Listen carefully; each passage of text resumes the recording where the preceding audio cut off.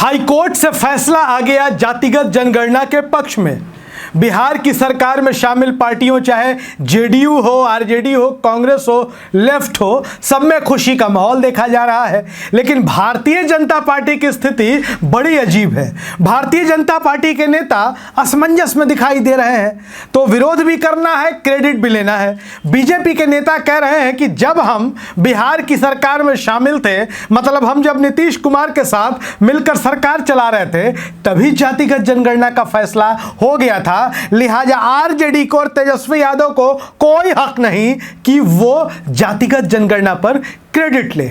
अब हम बात करें सुशील कुमार मोदी की, विजय सिन्हा की, तमाम बीजेपी के नेता, और बीजेपी के कभी पुराने साथी थे, बीच में छोड़ के चले आए थे, फिर नए साथी उपेंद्र कुशवाहा भी लगभग ऐसी ही बातें बोल रहे हैं। हम सबके बयानों पर चर्चा करेंगे, लेकिन उसके पहले हम पूछना चाहते हैं, उपेंद्र कुशवाहा जी, सुशील कुमार मोदी जी, विजय सिन्हा जी और तमाम भारतीय जनता पार्टी के नेतागण जो कह रहे हैं कि जातिगत जनगणना तो हमारा फैसला था, हम जातिगत जनगणना के पक्ष में हैं। बीजेपी के नेता यह भी कह रहे हैं कि कोर्ट से ऐसा ही फैसला आना था। वो तो बिहार सरकार ने कोर्ट में ठीक से अपना पक्ष नहीं रखा, बिहार सरकार ने कोर्ट के सामने अपना पक्ष अच्छे से मजबूत तरीके से प्रस्तुत नहीं किया, इसीलिए जातिगत जनगणना पर रोक लग गई थी। चलिए, बहुत अच्छी बात है कि बीजेपी के नेता भी जातिगत जनगणना के पक्ष में हैं और खुलकर बोल रहे हैं। हालांकि लेकिन लगा कर बोल रहे हैं। सबसे पहले आपको बताएं कि लेकिन कैसे लगाया जा रहा है। सुशील कुमार मोदी कहते हैं कि जातीय जनगणना बीजेपी की देन है और बीजेपी को हम इसका क्रेडिट देते हैं, क्रेडिट वो लेते भी हैं, स्वागत भी करते हैं जातिगत जनगणना का। विजय सिन्हा की बात कर लेते हैं, स्पीकर भी थे और अभी बिहार विधानसभा में विपक्ष के नेता है। वो कहते हैं कि महागठबंधन की सरकार, मतलब इंडिया की जो सरकार है बिहार में, कोर्ट के फैसले और जातिगत जनगणना का राजनीतिक इस्तेमाल करना चाहते हैं। अब बताइए, चाहे बीजेपी हो, जेडीयू हो, आरजेडी हो, कांग्रेस हो, लेफ्ट पार्टी, कोई भी पार्टी हो, इनका काम तो राजनीति करना ही है और ये तपस्या करने तो आए नहीं है। राजनीतिक दल है तो राजनीति करेंगे और जाहिर तौर पर जब उनके पक्ष में फैसला आया है सरकार के पक्ष में, तो सरकार में शामिल जो दल है वो राजनीति करेंगे। बीजेपी तो लगता है कि राजनीति करती ही नहीं। विजय सिन्हा जी कह रहे हैं कि महागठबंधन में शामिल पार्टियां राजनीति कर रहे हैं जातिगत जनगणना के मसले पर, सुप्रीम कोर्ट के मसले पर। तो भाई, आप क्या राजनीति नहीं करते? राजनीति तो सभी करते हैं। फिर बात करते हैं उपेंद्र कुशवाहा की। उपेंद्र कुशवाहा भारतीय जनता पार्टी के नए सहयोगी बने हैं। वो कहते हैं, ट्विटर पर लिखते हैं, जातीय गणना जारी रखने का कोर्ट का निर्णय स्वागत योग्य कदम है। कोर्ट से ऐसे ही निर्णय की अपेक्षा थी।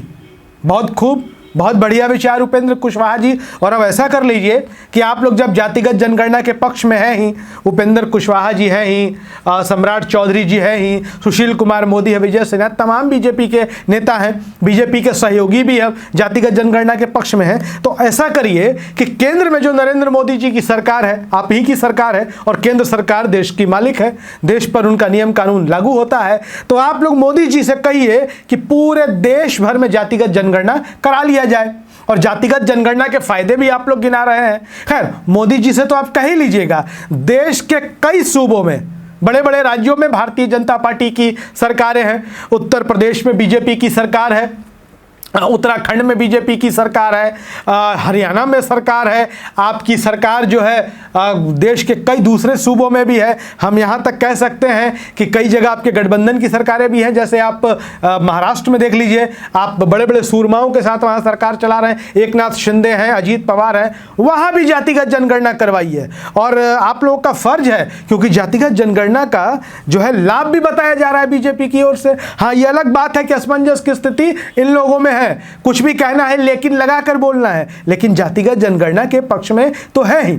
अब एक अखबार की रिपोर्ट हम लोग देख रहे थे कि बिहार में जो फैसला आया है, बीजेपी के नेता खुलकर इसका विरोध कर भी नहीं पा रहे हैं, बल्कि स्वागत कर रहे हैं। लेकिन बीजेपी के समर्थकों को सोशल मीडिया पर देखिए कितना उग्र होकर कितना उग्र होकर जातिगत जनगणना के विपक्ष में बातें की जा रही हैं, लिखी जा रही हैं। बहुत सारी बातें कि अब तो जातिगत जनगणना हो जाएगा तो कारखाने लग जाएंगे, निवेश आ जाएगा, रोजगार मिल जाएगा। भाई जातिगत जनगणना से रोजगार और निवेश का कोई लेना देना नहीं है। ये वैसे ही ठीक है कि आप कह लें कि केंद्र में नरेंद्र मोदी की सरकार बन जाएगी तो बिहार के लोगों को पेंशन मिलने लगेगा। मतलब वो कह सकते ना, कहीं का ईंट कहीं का रोड़ा, वो एक साथ नहीं जोड़ा जा सकता। जातिगत जनगणना बिल्कुल अलग चीज है। और समाज में जो हाशिए पर पड़ा हुआ जो एक तबका है, जिसको कह सकते हैं कि कतार में खड़ा अंतिम व्यक्ति, अंतिम पायदान पर खड़े लोग, वैज्ञानिक तरीके से, तार्किक तरीके से उनके लिए योजनाएं बनाई जा सकती हैं और उन तक लाभ पहुंचाया जा सकता है। दूसरी बात कि समाज के हर वर्ग को जिसकी जितनी संख्या भारी उसकी उतनी हिस्सेदारी, ये नारा फिर से बुलंद होगा। और जब जो बहुसंख्यक आबादी है, जैसे उन तक अगर जो योजनाएं हैं, जो कल्याणकारी योजनाएं हैं, उनका लाभ नहीं पहुंचेगा तो समाज और देश की प्रगति, राज्य की प्रगति कैसे मुमकिन है। तो लिहाजा जातिगत जनगणना जरूरी है। और यह बात बीजेपी के नेता भी कह रहे हैं। मतलब पूरा बिहार एकजुट है, बिहार का पक्ष विपक्ष सब लोग स्वागत कर रहे हैं, बीजेपी के नेता भी कर रहे हैं। तो ऐसे में बीजेपी के नेताओं को चाहिए कि जितने भी राज्य में उनकी सरकारें हैं और केंद्र में उनके खुद नरेंद्र मोदी जी बैठे हुए हैं, उनसे बात करें, उन पर दबाव बनाकर जो है देश भर में जातिगत जनगणना करा ले। जातिगत जनगणना का लाभ उनको खुद ही पता है, खुद ही बता रहे हैं वो लोग। सुशील मोदी जैसे नेता बता रहे हैं, विजय सिन्हा जैसे नेता बता रहे हैं। तो अब कहने को कुछ बाकी थोड़ी है। वीडियो शेयर करिएगा और अपनी राय जरूर रखिएगा जातिगत जनगणना पर। धन्यवाद।